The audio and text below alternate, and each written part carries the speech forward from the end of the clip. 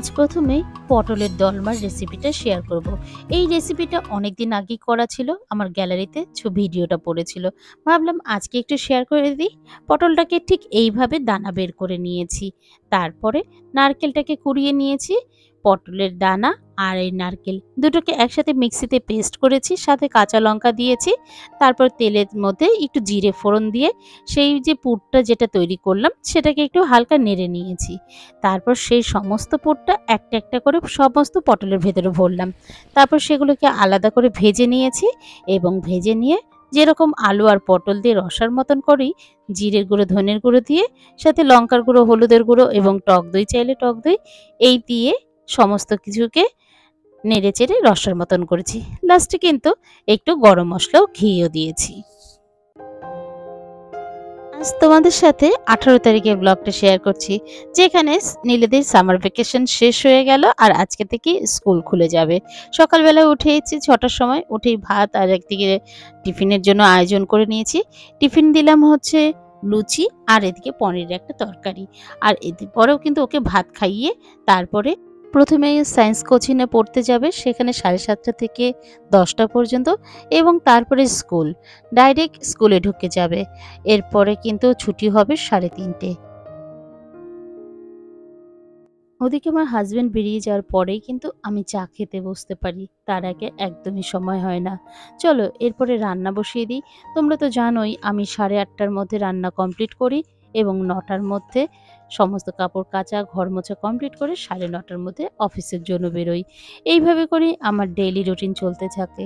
তবে আজকে কি রান্না করছি সেটা একটু তোমাদের সাথে না শেয়ার করলে হয়?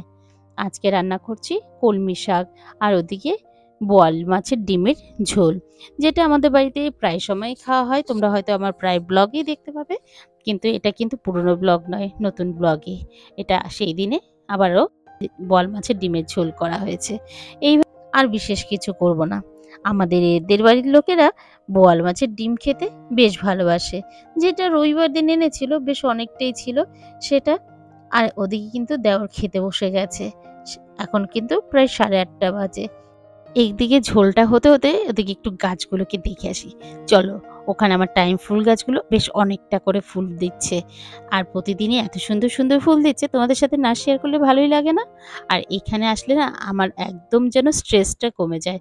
সকাল 6টার সময় উঠে এই যে 8:30 9টা অবধি আমার যেন যুদ্ধ চলতে থাকে, কত তাড়াতাড়ি শেষ করব এই একটা চিন্তা থাকে। চলো, আর বেশি দেরি করলে হবে না, ওদিকে আবার কাজকর্ম সমস্ত পড়ে আছে। নীল বাড়ি থাকলে বেশিরভাগ নীলই পরিষ্কার করে দেয়। অবশেষে আজকে আমাকে গোছাতে হলো। মোটামুটি গোছানো হয়ে গেছে, এবার কাপড় কাচতে যাব। কাপড় কেচে এসে ঘর মুছতে নেমে পড়েছি। ঘর মোছার দেখাটার কারণও হচ্ছে আমার এই মপটা। এই মপটা অনেকদিন আগেই কেনা ছিল, কিন্তু ব্যবহার করতাম না। আসলে সকাল থেকে এত তাড়াহুড়ো থাকে, যেই কারণে এটাকে ব্যবহার করতে গেলে খুব আস্তে ধীরে মনে হয় করতে হবে, আর সময়ও সাপেক্ষ ব্যাপার। সেই কারণে করতাম না। কিন্তু ভাবলাম না, এবার থেকে এটা দিয়েই মুছবো। এই পর্যন্ত আমার এই ভিডিওর কোনো অংশ যদি তোমাদের ভালো লেগে থাকে, একটা লাইক আর কমেন্ট করতে পারো। আর তুমি যদি আমার চ্যানেলের নতুন বন্ধু হয়ে থাকো, চাইলে আমার চ্যানেলটাকে সাবস্ক্রাইবও করতে পারো। আর যারা অলরেডি সাবস্ক্রাইব করে রেখেছো, তোমাদের অসংখ্য ধন্যবাদ। তোমরা আমাদের পাশে থাকলে তবে কিন্তু আমাদের লক্ষ্যে আমরা পৌঁছতে পারবো। তোমাদের এন্টারটেইনমেন্ট আর আমাদের স্বপ্ন পূরণের চাবিকাঠি এই ইউটিউব, তাকে অনেক ধন্যবাদ। আর এই ভ্লগিংয়ের মাধ্যমেই আমার লাইফের সমস্ত কিছুই তোমাদের সামনে তুলে ধরি। আমার ডেইলি কাজকর্ম, অফিস যাত্রা, ছেলে পড়ানো, ইভেন আজকে প্রজেক্ট করব সেটাও কিন্তু তোমাদের সাথে শেয়ার করব। এরপরে রেডি হয়ে বেরিয়ে পড়লাম, অফিসে যাব। সাথে খাবার দাবার যা যা নেওয়ার আছে সেগুলো মোটামুটি প্যাক করে বেরিয়ে পড়ব। আর তারপর শাশুড়ি মাকে নীলের সম্পর্কে সব বুঝিয়ে দিয়ে গেলাম। নাহলে উনি প্রচণ্ডই টেনশন করেন, যার ফলে ওনাকে একটু ভালো করে বুঝিয়ে যেতে হয়। চলো বেরিয়ে পড়ি এবার অফিসের উদ্দেশ্যে, নাহলে ওদিকে আবার খুব লেট হয়ে যাবে। খুব লেট হয়ে গেল, তাড়াহুড়ো করছি, চলে যাই। আর যেদিন মোটামুটি ভাবি বুঝতে পারি যে লেট হতে পারি, সেই দিন কিন্তু আর দেরি করি না বাসের জন্য। দুটো অটো চেঞ্জ করে চলে যাই অফিসে। আর আজকে এমনও তাড়াহুড়া যে কোনো আর কথা বলার সময় নেই।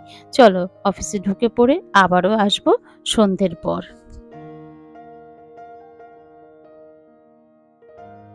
গুড ইভিনিং বন্ধুরা, অফিস থেকে চলে আসলাম। আর এসে দেখি নীল এই যে প্রজেক্ট নিয়ে বসেছে। ঠিক মরার কালে হরির নাম করে রেগুলার। যাই হোক, ও করতে থাকো ওর মরার কালে হরির নাম। আমি অফিস থেকে আসলাম, প্রচন্ড গরম, এবার ফ্রেশ হতে যাব। আর এদিকে দেখো এসি চালিয়ে বসে আছে। সারাদিন খুব গরম ছিল, এত গরম টেকা যাচ্ছিল না, প্রচন্ড ঘাম হচ্ছে, বিশেষ করে আমার কপালটা ঘামছে। এক এক সময় হচ্ছে কি যেন প্রেশার বেড়ে গেল কিনা।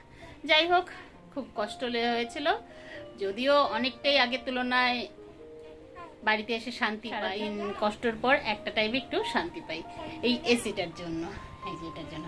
তো এটা জাস্ট চুমো, এর জন্যই আমরা পারি। জানো তো বন্ধুরা, আগামীকাল স্কুলে নীলকে দুটো প্রজেক্ট একসাথে জমা দিতে হবে, যেটা অনেকদিন আগে ওকে আমি করতে বলেছিলাম, কিন্তু বাট করেনি। ব্যাস এখন অগত্যা মধুসূদন, আমাকেও রাত জাগতে হবে। এখন প্রায় বাজে রাত্রি 12টা 20। আর ইতিমধ্যে কিন্তু আমাদের ডিনার হয়ে গেছে, বাট ছেলে প্রজেক্টের কাজ করছে আর আমিও এখানে করছি। তো সেই কারণে এখন অবধি ঘুমোতে পারিনি। জানি না আজকে কটায় কাজ শেষ হবে, তারপরে ঘুমোবো। দেখা যাক, চলো দেখতে থাকো বাকিটুকু। অবশেষে প্রায় প্রজেক্টের কাজ শেষের দিকে, তবুও যেন শরীর আর দিচ্ছে না। যাই হোক, কি আর করা যাবে, ছেলের জন্য এইটুকু আমাকে মা হিসেবে করতে হচ্ছে।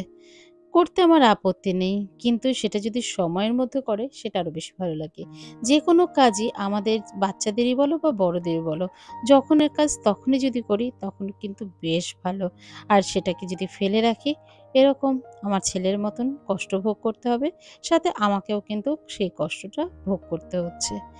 এই হচ্ছিল আজকের মোটামুটি প্রজেক্ট।